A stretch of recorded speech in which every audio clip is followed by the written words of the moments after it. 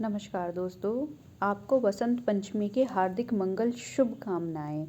वसंत पंचमी का त्योहार एक नई खुशियों का त्योहार है। ये जो विद्यार्थी हैं वो एक नई विद्या प्राप्त करते हैं। इस दिन वो अपनी किताब कॉपियों की पूजा करते हैं और नया ज्ञान अर्जित करते हैं। इस दिन माता सरस्वती की विशेष रूप से पूजा की जाती है। माता सरस्वती जो कि ज्ञान की देवी हैं, उनका स्तुति और गान करने से वह अत्यंत प्रसन्न होती हैं।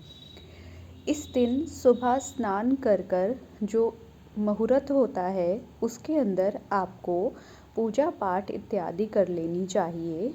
पूजा पाठ करने के पश्चात आपको पीले वस्त्र धारण करने चाहिए अथवा कोई पीला रुमाल या कोई पीली वस्तु अपने पास रखनी चाहिए, जिसको रखने से बहुत शुभ माना जाता है।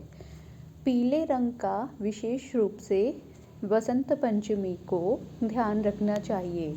आपको पीले रंग के वस्त्र पहनने चाहिए। आपको पीले रंग का कुछ खाना चाहिए। चावल के अंदर आप हल्दी डाल के खाइए या केसर डाल के थोड़ा सा आप चावल को खाइए। कहने का मतलब आपको थोड़ा सा पीला अपने भोजन में ऐड करना है। आपको पीले रंग का टीका लगाना है। आपको पीला चंदन अपने माथे पर लगाना चाहिए, जिससे कि आपको ज्ञान की प्राप्ति होगी। आपको हल्दी का तिलक लगा लेना चाहिए। कुछ भी करके आपको पीले रंग का अपने जीवन में कहीं ना कहीं उपयोग अवश्य करना चाहिए, जिससे कि माता सरस्वती का आप पर कृपा हमेशा बनी रहे। माता की पूजा कीजिए। कोई भी नया काम शुरू करना है तो आज के दिन आप कर सकते हैं। वसंत पंचमी का त्यौहार एक खुशियों का त्यौहार है। यहाँ पर नए फूल उगते हैं। सरसों के खेत में सरसों के नए नए पीले पीले कितने सुंदर फूलों का आगमन होता है। और माता सरस्वती ज्ञान की देवी हैं, जो कि सभी पर कृपा करती हैं और सभी को ज्ञान मार्गदर्शन प्रदान करती हैं। इस तिथि का आगमन 23 तारीख को रात्रि में 2:33 से शुरू होगा अथवा इसका समापन अगले दिन 24 जनवरी 2026 की रात्रि 1:46 पर मतलब 1:46 पर ये ख़त्म हो जाएगी पंचमी तिथि। तो बहुत लंबा टाइम है दोस्तों, आप इसके बीच में पूजा कर सकते हैं। वसंत पंचमी की ये तिथि है।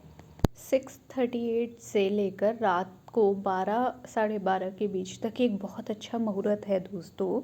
मगर एक जो विशेष मुहूर्त है जिसके अंदर आपको विशेष सर्व सिद्धि के लिए अगर आपको पूजा करनी चाहिए या कोई भी सिद्धि प्राप्त करने के लिए या कोई भी पूजा आपको करनी है उसके लिए, या मूर्ति की पूजा करनी है या आप किसी भी तरीके की पूजा कर रहे हैं उसके लिए एक मुहूर्त जो है वो बहुत इम्पॉर्टेंट है। वो है 9:14 से सुबह के। वो आप ज़रूर करिए 11 बजे तक। इसमें माता सरस्वती की पूजा अत्यंत प्रभावशाली और फलदायक मानी गई है।